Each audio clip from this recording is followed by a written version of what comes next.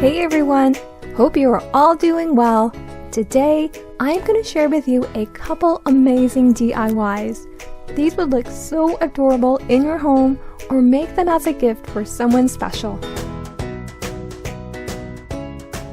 For the first DIY, you will need one of these house-shaped frames from Dollar Tree. Turn it over and pull up the metal tabs and remove the cardboard easel and the glass. Since the original cardboard is a bit flimsy, I'm going to use a sturdier cardboard and use the original board as a template.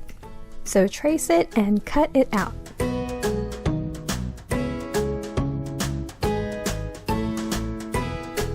Now pick out your favorite decorative paper.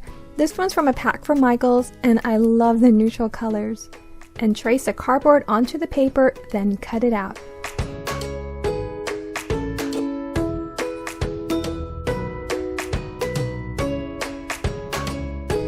I'm using a craft glue stick to adhere the paper.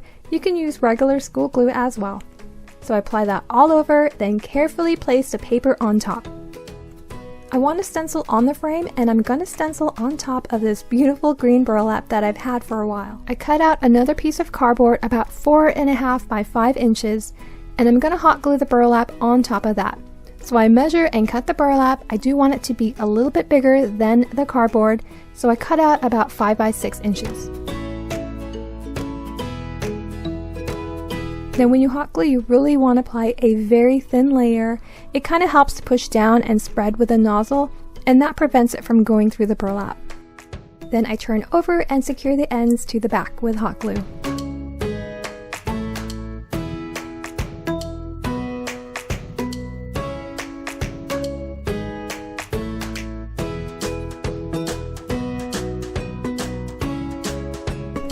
I picked up these stencils from Dollar Tree and I want to stencil Home Sweet Home on the burlap. So I grab my white chalk paint from Waverly and I place a strip of painter's tape down where I want the first word to be.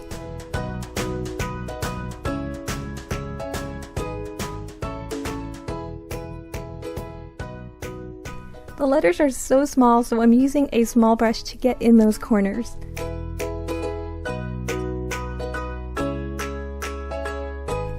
I did go back and fill in those gaps in the letters and I thought it looked much better after that. For the word sweet, I'm going to use another stencil just to give it some character. So I start with the S and then the T just so I can space it out evenly. And I'm really loving how this turned out. I stencil in home and overall I think it looks awesome. So I hot glue that onto the cardboard. I didn't show it here, but I did apply a tumbling block in the bottom back just so it can stand up without falling over. So sweet and homey.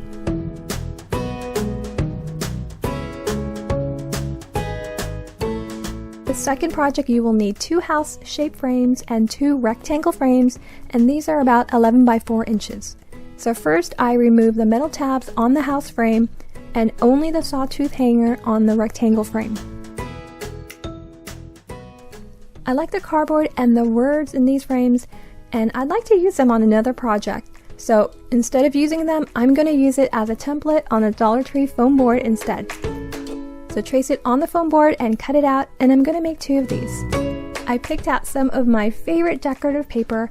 In fact, I could not decide, so I ended up cutting up several. So I trace the board onto the paper and cut it out. To adhere the paper, I'm going to use a craft glue stick. So I apply that all over, then carefully place the paper down. And I do the same thing for the other foam board as well.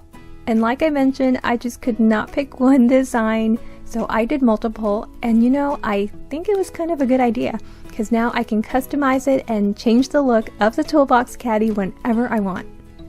To put the toolbox together, you are going to need a good strong glue. Since this is not real wood, I'm going to use E6000. If you do too, just make sure you are in a very well ventilated area. So I apply the glue and then clamp it down, And these are just Dollar Tree clothespins, and I applied adhesive felt on it as well, just for a better grip because they can slip off. So the house-shaped frames are going to be glued in between the rectangle frames like so. And really let that dry completely before moving on to the next part. So now it's dry and it feels very sturdy. You're going to need 8 super jumbo craft sticks and 8 jumbo craft sticks. So using my Dollar Tree carpenter square, I line up the jumbo craft sticks like so. Take the house frame cardboard easel, place it on top of the sticks and trace the ends. And these are going to be glued to the sides of the toolbox. For the base, I measure the distance needed, then I mark the craft sticks, then cut them all out. I place the super jumbo craft sticks down right before gluing, just to make sure they're evenly spaced. Initially, I used hot glue, but that did not stick so well, it kept popping out. So instead, I used Gorilla Glue, and that worked perfectly. I do the same thing for the sides. I space out 4 on each side, and then I glue it down. I'm going to place a dowel on top, and this was from Walmart that I cut out to fit.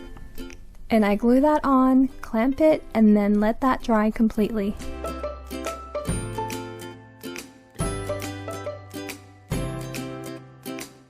Once everything has dried, it's time to decide which design to put in. I still can't decide, so I'm going to try them all. So when you put the foam board in, make sure to pull up on the metal tabs, and that will push it forward and give it a nice clean look. I'm not going to paint this. If you want, you can certainly paint it or distress it, but I love it as is. So there are some edges that need some touch up. I take some Dollar Tree spackle and I mix in a little paint. I'm using khaki from Apple Barrel, and I apply that on the areas needed, and then I wipe it out, and wow, it looks flawless. And that is it. So beautiful. I think this is a perfect gift to decorate your home or use it to present your gifts for Mother's Day or any special occasion. Have a wonderful day. Happy Mother's Day to all you amazing moms and mother figures. Until next time, bye.